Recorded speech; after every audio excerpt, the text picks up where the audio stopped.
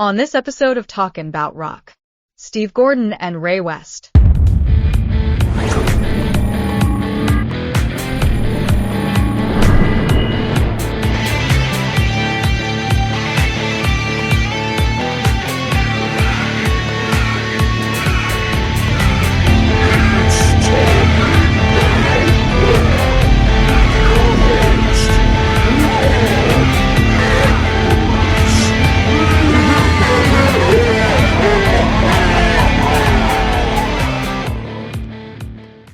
All right, today's guest is a veteran musician. He's played guitar on dozens of gold and platinum records across multiple genres, as well as being a producer and a Grammy-nominated engineer.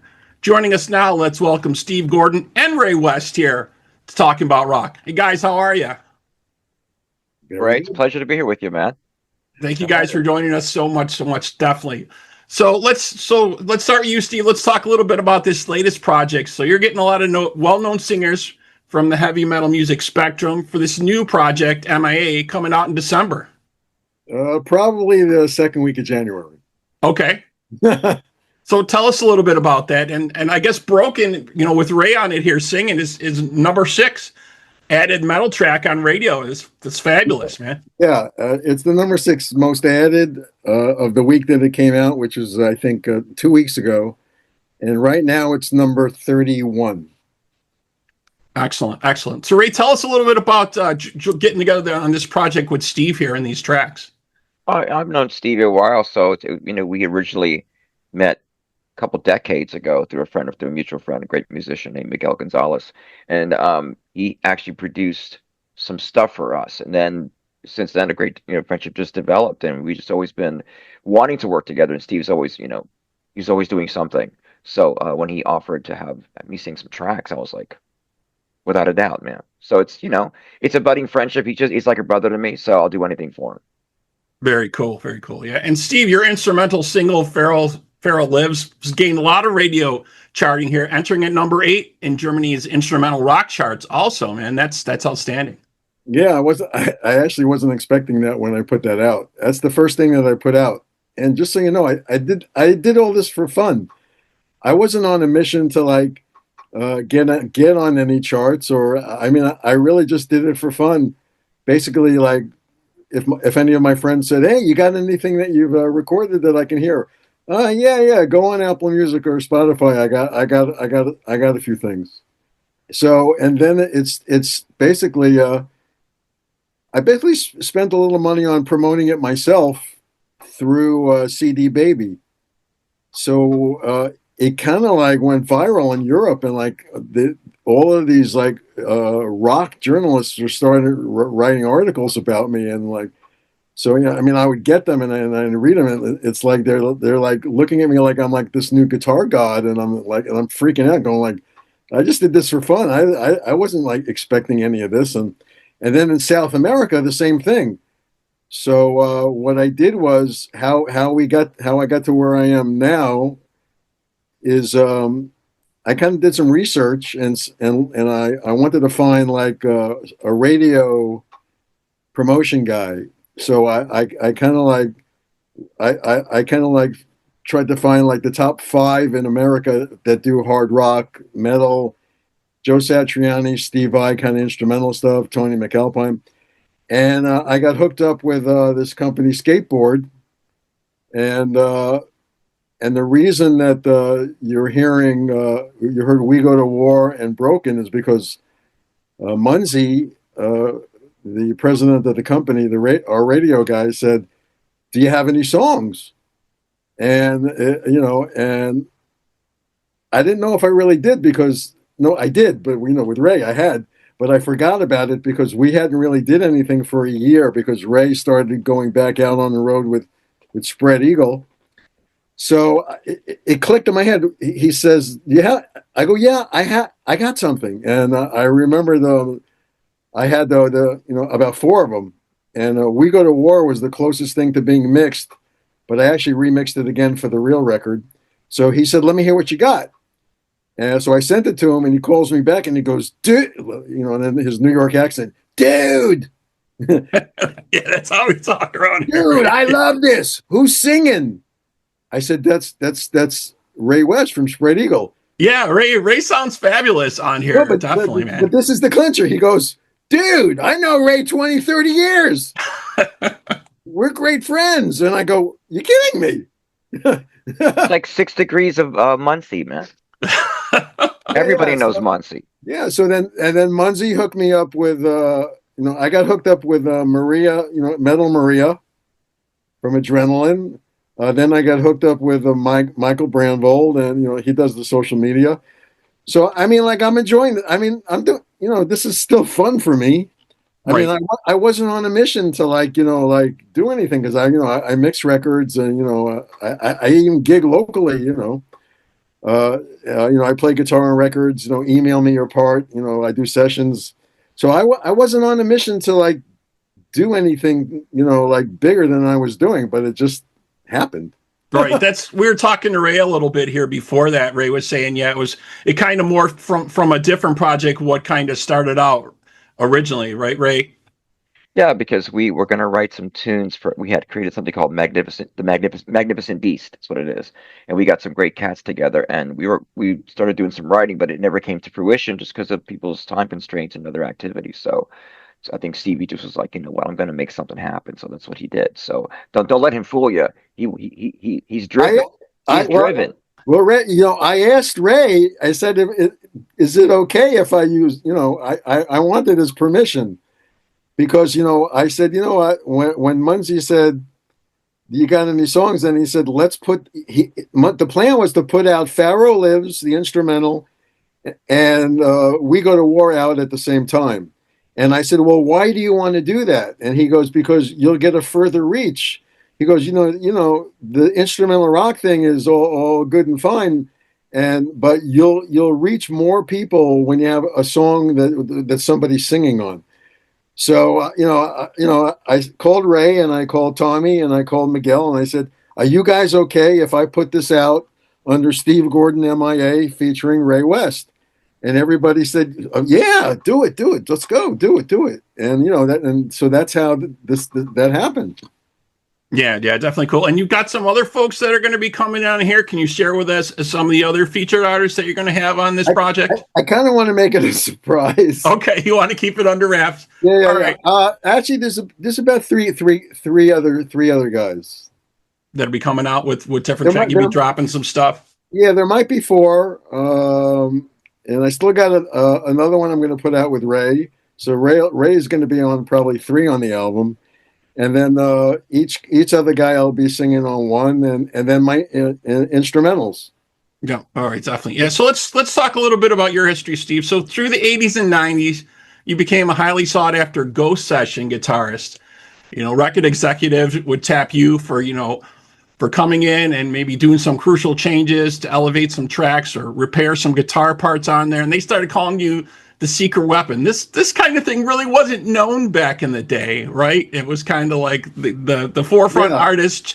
Those are the folks that were advertised as doing their parts. This is something that's kind of just come to light in the last couple of years. Yeah, well, how that began was the very first one was Doc McGee called me, and the producer Barry Mraz. Doc McGee was managing Motley Crue, Bon Jovi, Scorpions, probably like 5 other bands that I don't know. But so actually Doc was living in Miami, and Doc was managing Barry Mraz, who is a great friend of mine, producer. Barry was the producer of the first 2 Styx albums, and Barry was the producer of Benny Mardones, the song Into the Night, the New York Dolls, I think is that David Johansen or something. Is that the singer's name? Something like that. The first 2 Ohio players. So I get a call from Doc and Barry, and they said, "We got a recording session for you tomorrow, 7 p.m. North Miami International Sound Recording Studios. Bring a Marshall amp and bring a guitar that has humbucking pickups like a Les Paul or an SG or a Super Strat or something." And I said to Doc and Barry, "Well, what am I playing on?" And they go, "We can't tell you until tomorrow." So I get there, set up, about an hour. I set up at 6. Barry walks in, sits down. Doc wasn't there. I said, what am I playing on? And he goes, you're playing on a Bon Jovi record. And I go, I started laughing and go, why? Richie Sambora is great. Why do I Right. have to play? Right. He goes, well, John wrote a song for Farm Aid called Heart of America. And they went to Wisconsin to do Farm Aid, and they performed it in front of like 40, 50, 60,000 people. And the plan was that the day after, when they woke up, we were all going to go to a real recording studio in Wisconsin and record it. And Barry was going to be the producer and the engineer of the record. So Barry went, they recorded, and after it was all said and done, everybody seemed to not be happy with the guitar parts. So I said, well, what happened? He said, I don't know. Maybe he was trashed. Maybe he was tired. Maybe he was jet lagged. Maybe he was depressed. But the guitars weren't the normal what he does, and he's great. Right. We need you to do it as soon as possible. So that's what I did. I said, all right, roll the tape. I played my parts.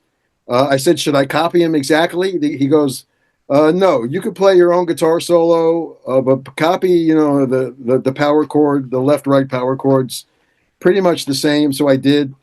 And he said, make it like if you were Richie and you were playing on your band's record. So I did that. They overnighted it to Doc. Doc approved. I got paid really good. And then I remember in the last 10 minutes of it, when I was about to walk out, Barry says to me, I have to tell you one thing that's very important. I go, what? He goes, your name is not going on the record. Was that the first time that something like that had happened? Yes, that's the very first time. And I said, I'm okay with that. And that's how it started. And I don't know. I mean, I don't know how word gets out about that. But actually, even before that, I was doing stuff. Actually, before that, I did some stuff. But my name was getting on it. Like I made a lot of friends with engineers at Criteria Recording Studios in North Miami. And I remember Alex Satkin. He was actually, Alex Satkin produced Foreigner 4, Culture Club, Simply Red. Alex moved to the Bahamas to work at Compass Point Studios and did all those European bands. He produced Duran Duran. I mean, the list goes on and on. So before that happened, before he went to the Bahamas, he would call me and like say, like this happened at least 30 times. Steve, come to Criteria at midnight. I got a song for you to play on. And so that it happened before the Doc McGee thing. So I'd get there and I'd say, well, what am I playing on? He goes, well, this is a band that I'm producing. They got a record deal. They're actually doing well. I don't want to fly the guitar player in from London and pay his way to redo his parts. So you're going to do them. Right. So I did a lot of that. I mean, like hundreds. I mean, I did that on Phil Collins records. I did that on Rod Stewart. I did that on, I mean, the list goes on and on. Did you ever get any feedback from the original players on there commenting on what you did on it at all in any way? Oh, I mean, never. we don't have to say names, but obviously, did you ever get any feedback saying, "Oh, I like what you did," or "Thanks for cleaning that up"? Or but this is the funny thing. Like all these sessions that I did, there was never a singer on the record. Like the vocals were basically on last. I mean, there was a few that had like.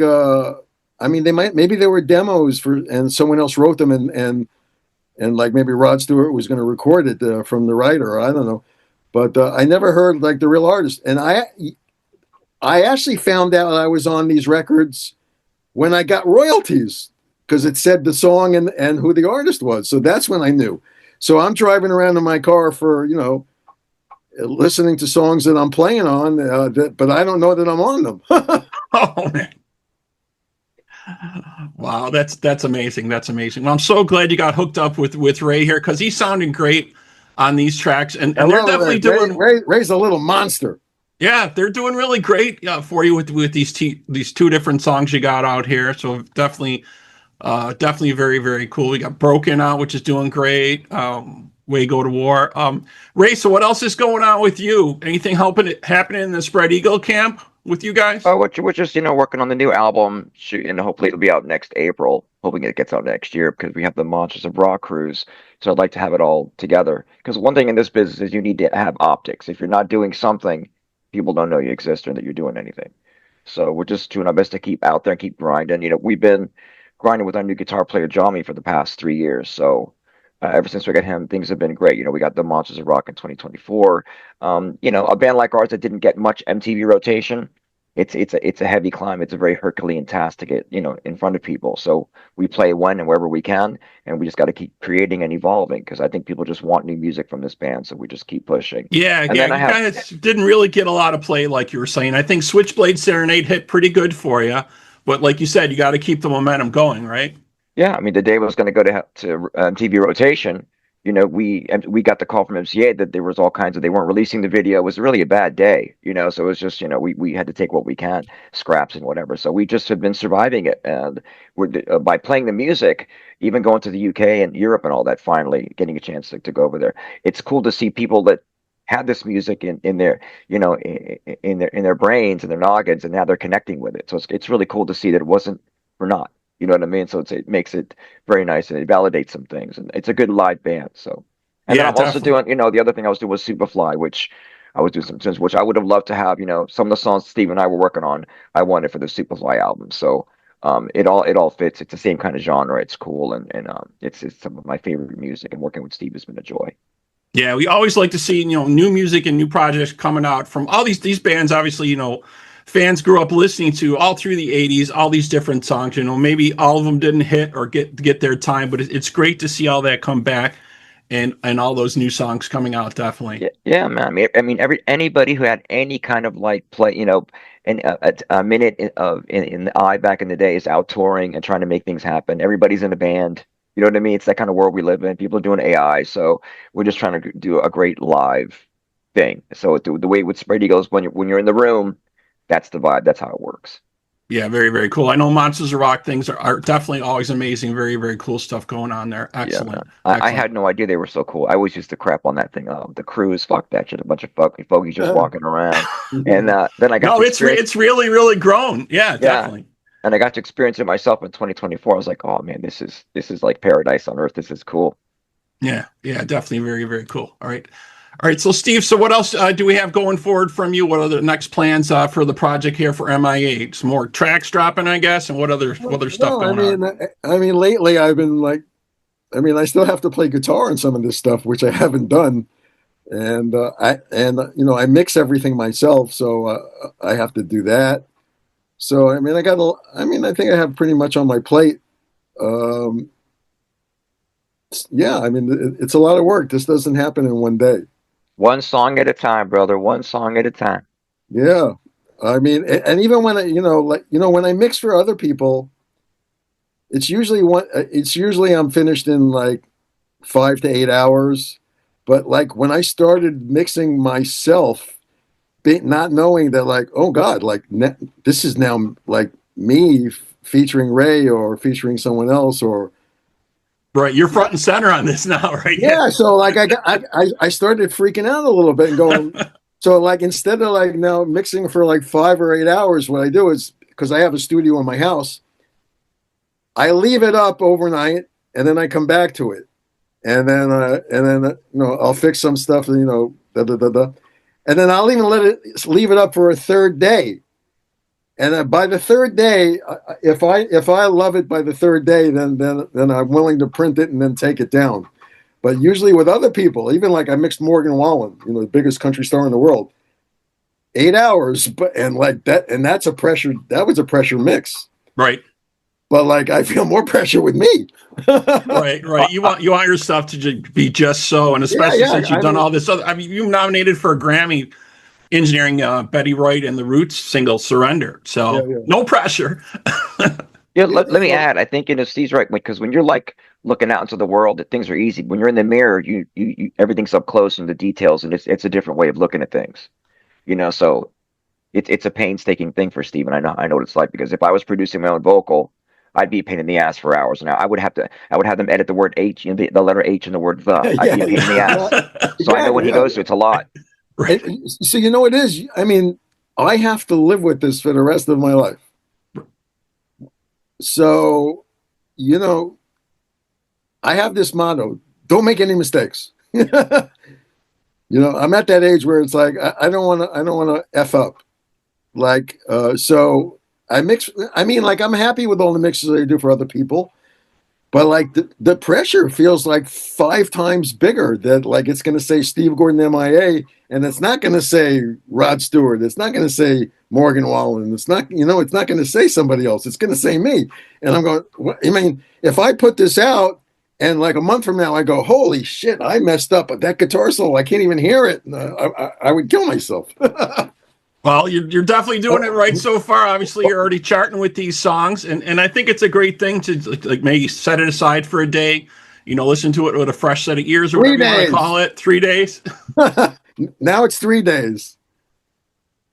All right. Well, definitely great stuff. So the new album MIA from Steve Gordon featuring Ray West on the tracks here will be out in January, correct? Yeah, like around, I'm guessing second week of January. All right. Very cool. All right. Well, that wraps up this episode of Talking About Rock. Thanks to my guests today, Steve Gordon and Ray West from Steve Gordon MIA. And to our listeners, we hope you're keeping the torch alive and supporting live music wherever you are. Guys, again, thank you. Later, brother. Thank you. Thank you.